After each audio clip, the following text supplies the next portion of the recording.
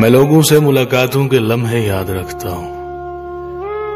मैं बातें भूल भी जाऊं तो लहजे याद रखता हूँ। सरे महफिल निगाहें मुझ पे जिन लोगों की पड़ती हैं, निगाहों के मुहानी से वो चेहरे याद रखता हूँ।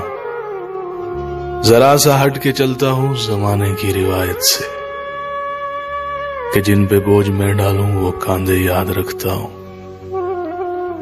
मैं यूं तो भूल जाता हूँ खराशें तल्ख बातों की, मगर जो जख्म गहरे दे वो रवैये याद रखता हूँ। इश्क का ऐसा मयार तो नहीं हो सकता, एक ही शख्स से दो बार नहीं हो सकता। दिल ये कहता है वही शख्स है धड़कन का सबब, दिल की इस बात से इनकार नहीं हो सकता। सब तुझे देखने आए हैं मसीहा मेरे, शहर का शहर तो बीमार नहीं हो सकता। मैंने आंखों को सिखाया है सलीका ऐसा, अब कोई अश्क भी बेकार नहीं हो सकता। मुस्कुराते हुए गुजरा है यहां से कोई, रास्ता यूं ही तो गुलजार नहीं हो सकता।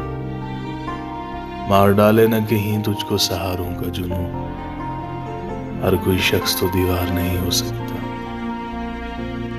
लौट आया तो क्या अपना बना लूं फिर से, हो नहीं सकता मेरे यार नहीं हो सकता।